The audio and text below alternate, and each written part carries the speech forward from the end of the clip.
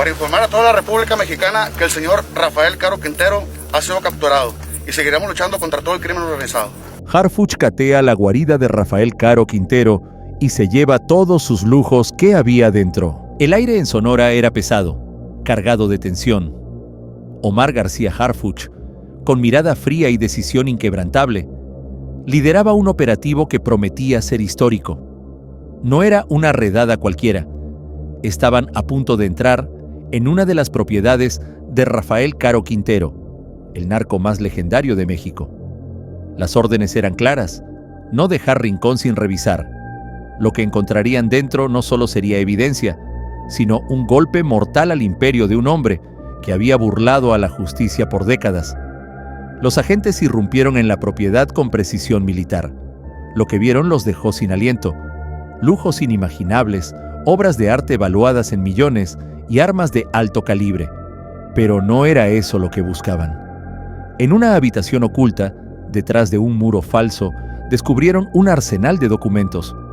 Registros bancarios, nombres de contactos, rutas de narcotráfico y algo más.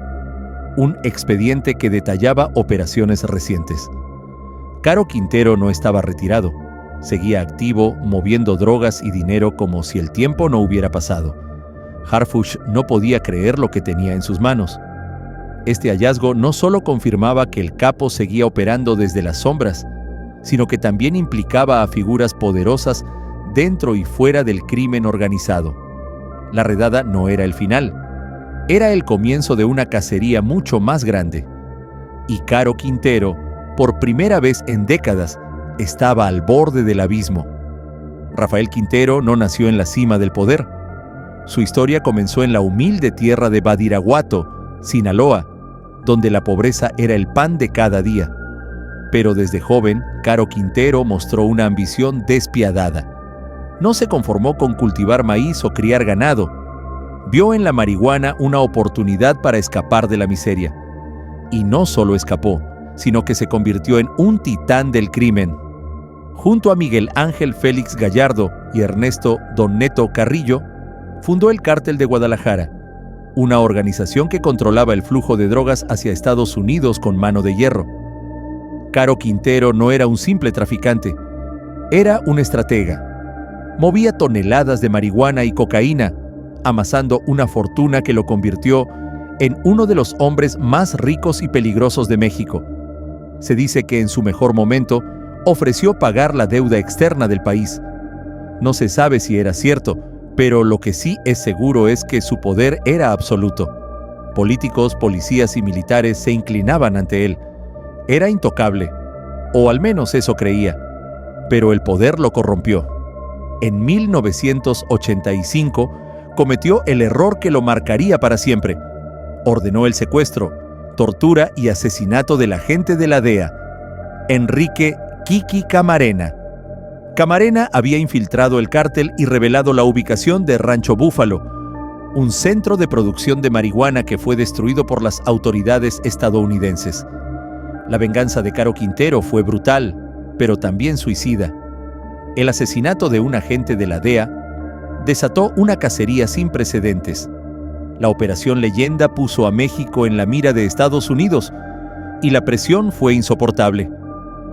En cuestión de meses, el imperio de Caro Quintero se desmoronó. Félix Gallardo y Don Neto cayeron, y él fue capturado en Costa Rica en septiembre de 1985.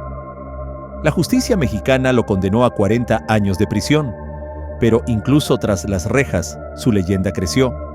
Caro Quintero no era un prisionero común, era un símbolo de resistencia para el crimen organizado.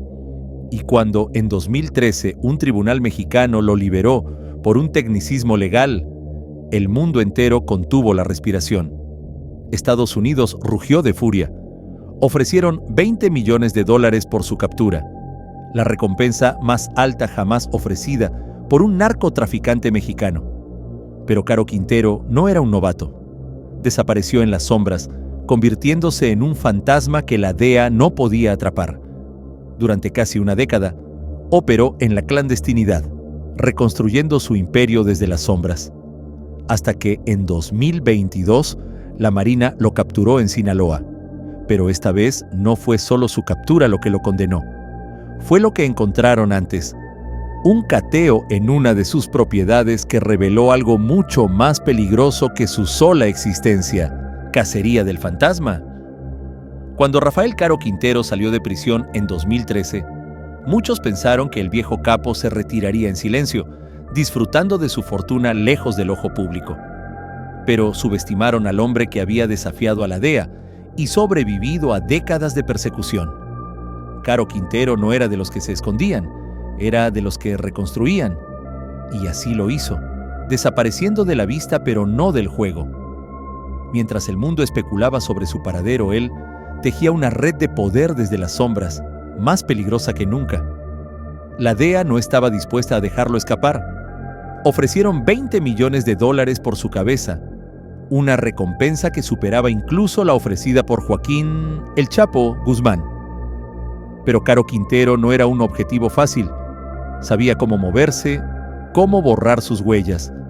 Algunos decían que vivía en las montañas de Sinaloa, otros que había cruzado la frontera con una identidad falsa.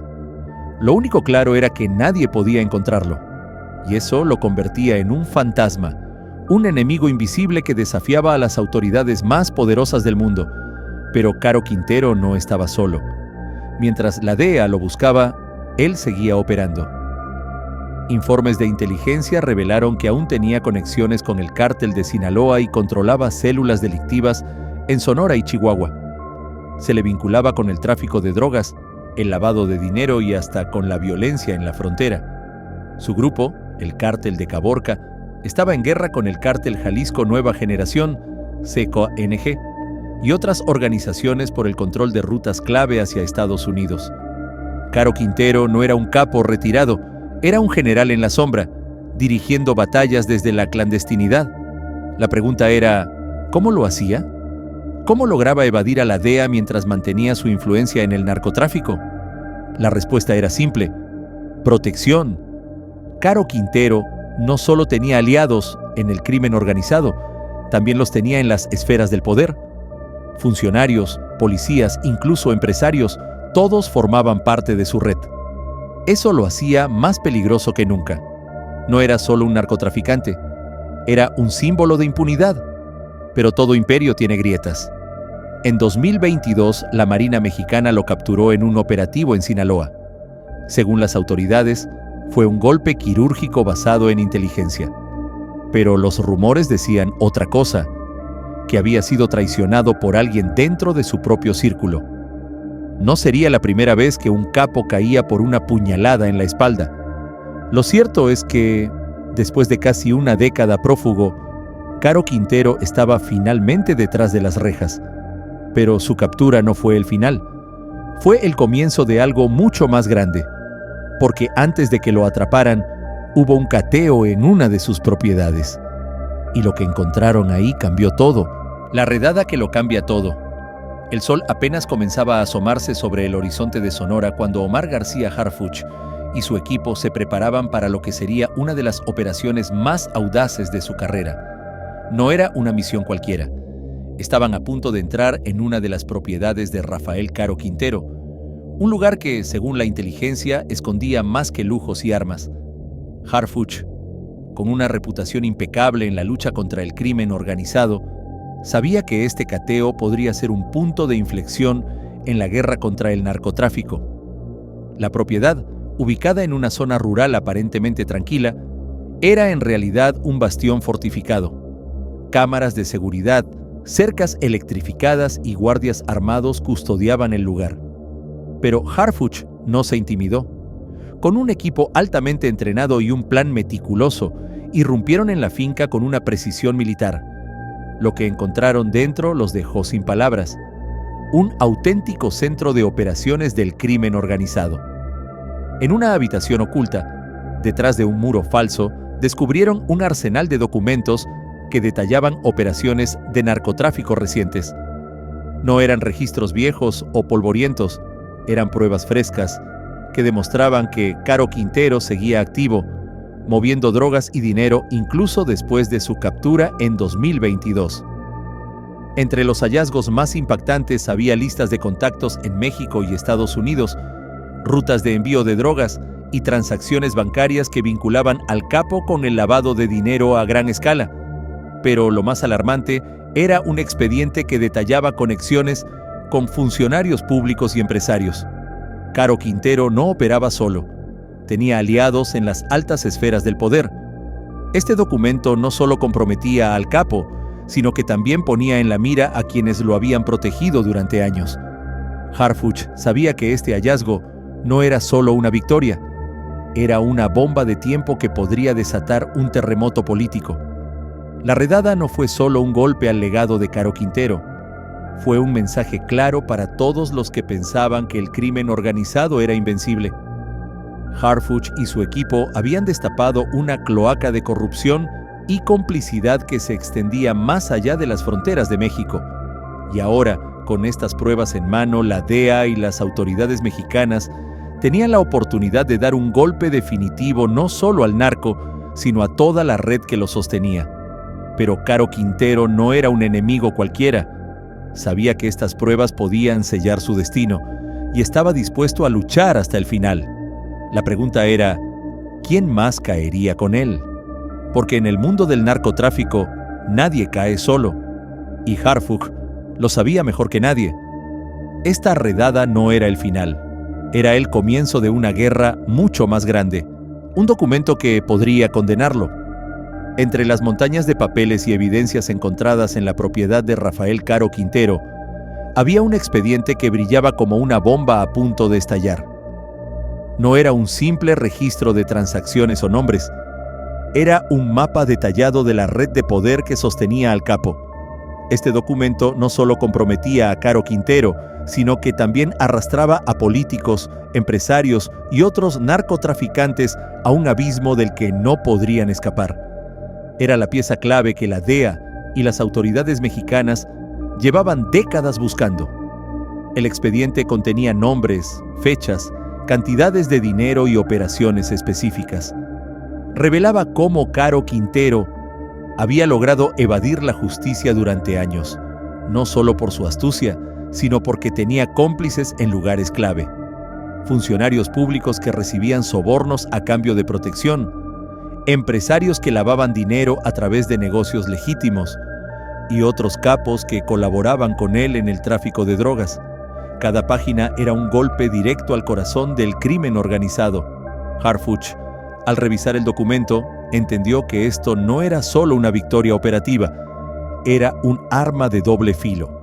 Si se manejaba correctamente, podía desmantelar redes enteras de corrupción, pero también significaba que estaban jugando con fuego. Los nombres en ese expediente pertenecían a personas poderosas, acostumbradas a operar en la impunidad. Publicar esta información podría desatar una ola de violencia y represalias sin precedentes. La DEA, por su parte, no dudó en usar el documento como munición en el juicio contra Caro Quintero en Estados Unidos.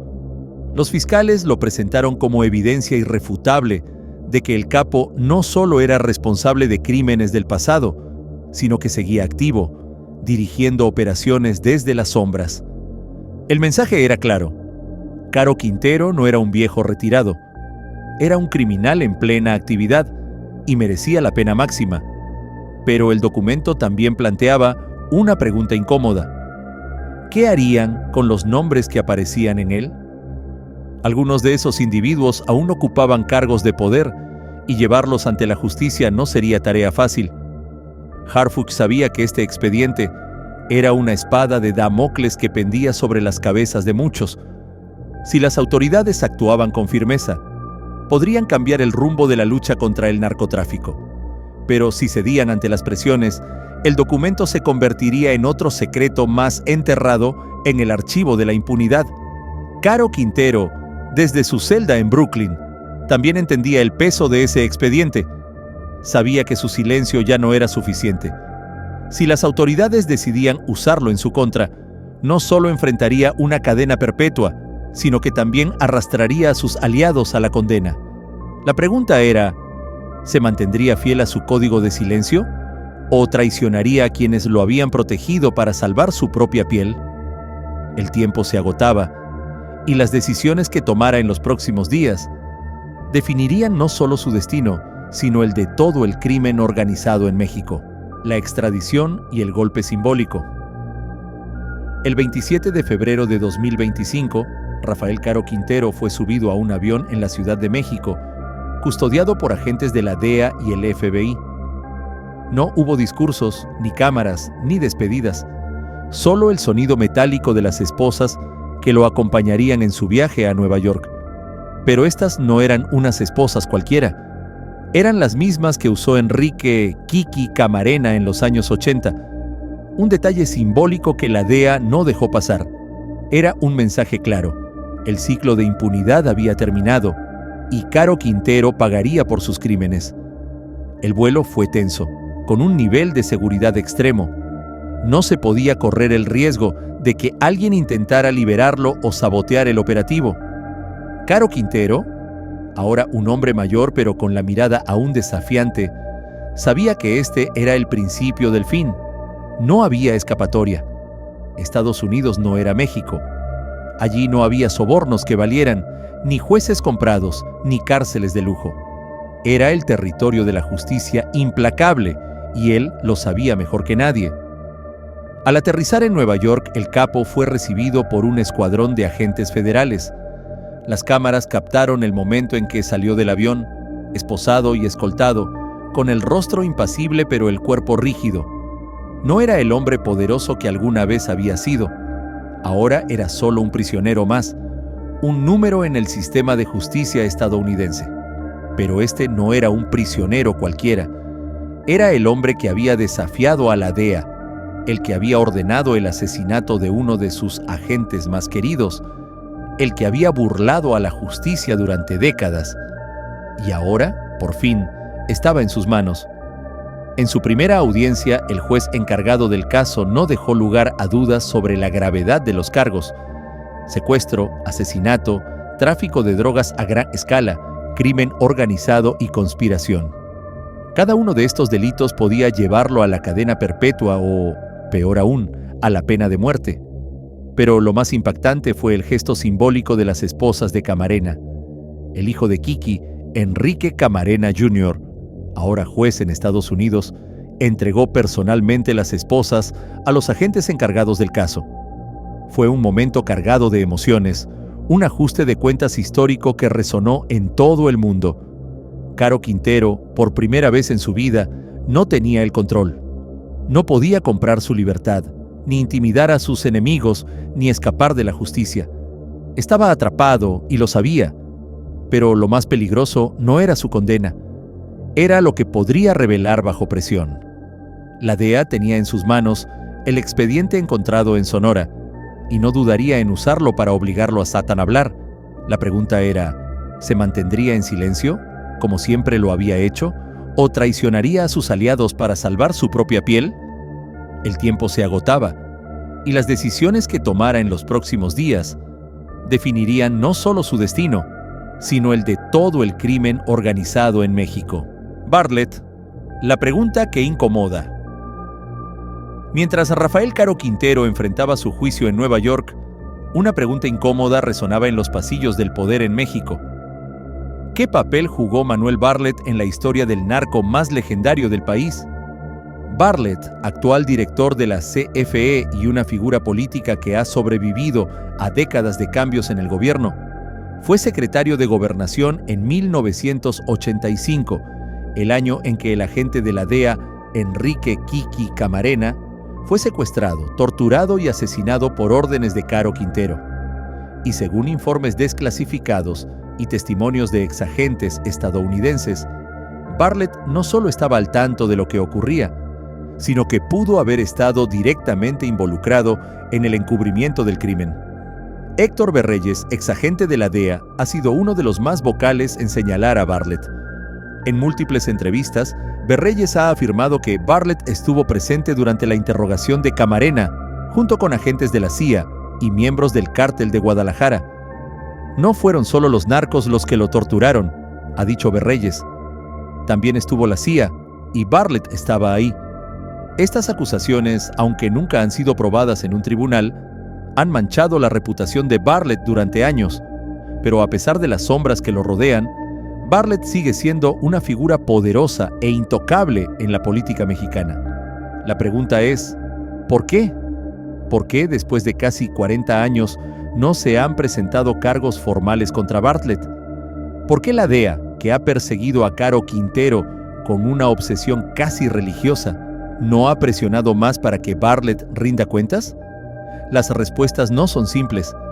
Bartlett no es un hombre común, es un político astuto, con conexiones en todos los niveles del poder. Y en México, donde la línea entre el crimen y la política a menudo se difumina, tocar a alguien como Bartlett puede ser un suicidio político. Pero con la caída de Caro Quintero y las nuevas pruebas encontradas en Sonora, el caso de Kiki Camarena ha vuelto a estar en el centro del debate. El expediente que conecta a Caro Quintero con operaciones recientes de narcotráfico también menciona nombres de funcionarios y empresarios que podrían estar vinculados con Bartlett. Si estas pruebas se usan en el juicio de Caro Quintero, podrían destapar una cloaca de corrupción que se extiende hasta las más altas esferas del poder en México. Bartlett, por su parte, ha negado todas las acusaciones en su contra. En declaraciones públicas ha dicho que son calumnias sin fundamento y ha acusado a sus detractores de tener agendas políticas. Pero la sombra de la duda sigue ahí, alimentada por décadas de secretos y silencios.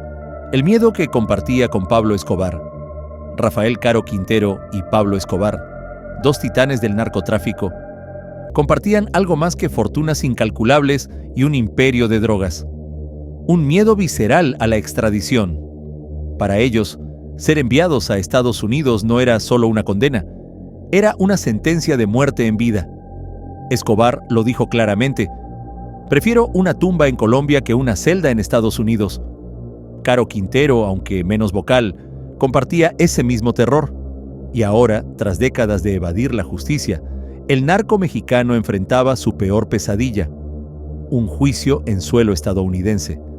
En México, los capos como Caro Quintero operaban con una impunidad casi absoluta. Podían sobornar a jueces, comprar a policías y hasta controlar cárceles. Pero en Estados Unidos las reglas eran diferentes. Allí no había margen para negociar. Las prisiones de máxima seguridad, como la de ADX Florence en Colorado, eran diseñadas para romper a los hombres más poderosos. Aislamiento total, vigilancia constante y un sistema judicial que no perdonaba. Caro Quintero lo sabía, y por eso había luchado con uñas y dientes para evitar su extradición. Pero ahora, esposado y en Brooklyn, ya no tenía escapatoria. El gobierno estadounidense no ocultaba su intención de hacer de Caro Quintero un ejemplo. Los cargos en su contra incluían el asesinato de Kiki Camarena, tráfico de drogas a gran escala y crimen organizado. Pero lo más grave era la posibilidad de la pena de muerte. La DEA y el Departamento de Justicia no solo querían verlo tras las rejas, querían enviar un mensaje claro a todos los narcotraficantes: nadie está por encima de la ley, ni siquiera los capos más legendarios. Caro Quintero, sin embargo, no se rendía sin luchar. En su primera audiencia intentó proyectar la imagen de un hombre mayor y frágil, casi indefenso. Pero las pruebas en su contra eran abrumadoras. El expediente encontrado en Sonora, con nombres, transacciones y operaciones recientes, demostraba que no era un viejo retirado, sino un criminal activo, y eso lo hacía aún más peligroso. La pregunta que todos se hacían era: ¿qué haría Caro Quintero ahora que no tenía escapatoria? ¿Se mantendría en silencio, como siempre lo había hecho, o traicionaría a sus aliados para intentar reducir su sentencia? En el mundo del narcotráfico, la lealtad es un valor sagrado, pero también un lujo que pocos pueden permitirse cuando están al borde del abismo. Caro Quintero sabía que su silencio ya no lo protegía. Si quería evitar la pena de muerte, tendría que hablar, y si hablaba, el mundo del crimen organizado temblaría. Pero Caro Quintero no era un hombre fácil de quebrar. Durante décadas había sobrevivido a traiciones, operativos fallidos y años en prisión. Ahora enfrentaba su mayor desafío: resistir la presión de un sistema diseñado para destruirlo. El tiempo se agotaba y las decisiones que tomara en los próximos días definirían no solo su destino, sino el de todo el narcotráfico en México. Porque si Caro Quintero caía, no caería solo, y eso era lo que más temían todos los que alguna vez lo protegieron. ¿Será el fin de Caro Quintero? Rafael Caro Quintero, el hombre que desafió a la DEA, burló a la justicia mexicana y reconstruyó su imperio desde las sombras, está ahora al borde del abismo. Extraditado a Estados Unidos, esposado con las mismas esposas que usó Kiki Camarena y enfrentando cargos que podrían llevarlo a la pena de muerte, su historia parece estar llegando a su capítulo final. Pero en el mundo del narcotráfico, las apariencias engañan. ¿Realmente estamos ante el fin del narco más legendario de México? ¿O es solo el comienzo de un nuevo ciclo de violencia y poder? Caro Quintero no es un hombre común. Durante décadas ha demostrado una capacidad casi sobrenatural para sobrevivir. Desde su captura en 1985 hasta su liberación en 2013, y luego su reaparición en la clandestinidad, ha sido un maestro del escape. Pero esta vez es diferente. Estados Unidos no es México. Allí no hay sobornos que valgan, ni jueces comprados, ni cárceles de lujo. Allí la justicia es fría, calculadora e implacable. Y Caro Quintero lo sabe. Sin embargo, su caída no significa el fin del narcotráfico. El Cártel de Caborca, la organización que fundó tras su liberación, sigue activo. Sus aliados, sus contactos y sus rutas de narcotráfico no desaparecieron con su captura. Alguien tomará su lugar. Alguien con la misma ambición y despiadada determinación que lo caracterizó a él. Porque el narcotráfico no es solo cuestión de individuos, es un sistema, una maquinaria que sigue funcionando sin importar quién esté al mando. La pregunta que todos se hacen es, ¿qué pasará con las pruebas encontradas en Sonora? El expediente que conecta a Caro Quintero con operaciones recientes de narcotráfico también menciona nombres de funcionarios, empresarios y otros capos. Si estas pruebas se usan en su juicio, podrían destapar una cloaca de corrupción que se extiende hasta las más altas esferas del poder. Pero, ¿lo harán? ¿O será otro secreto más enterrado en el archivo de la impunidad? Caro Quintero, por su parte, enfrenta una decisión crucial. Puede mantenerse en silencio, como siempre lo ha hecho, y aceptar su condena. O puede hablar, traicionar a sus aliados y entregar nombres a cambio de una reducción de su sentencia. En el mundo del crimen organizado, la lealtad es un valor sagrado, pero también un lujo que pocos pueden permitirse cuando están al borde del abismo. Lo que está claro es que, con su próxima audiencia programada para el 25 de marzo de 2025, Caro Quintero ya no tiene el control. Por primera vez en su vida no puede comprar su libertad, ni intimidar a sus enemigos, ni escapar de la justicia. Está atrapado y lo sabe, pero su caída no es el final. Es solo el comienzo de una nueva era en la guerra contra el narcotráfico, y en esa era las reglas del juego podrían ser aún más brutales. Rafael Caro Quintero está encerrado, pero su legado sigue vivo.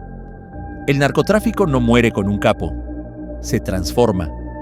Su caída no es el fin, sino un nuevo inicio. Las rutas de drogas, los cárteles y la corrupción que él ayudó a construir continúan operando. ¿Quién tomará su lugar? ¿Qué nuevos nombres surgirán en esta guerra sin fin? Caro Quintero puede estar tras las rejas, pero el sistema que lo encumbró sigue intacto. Su historia es un recordatorio brutal. Mientras haya demanda, habrá crimen. Y la lucha, lejos de terminar, apenas comienza.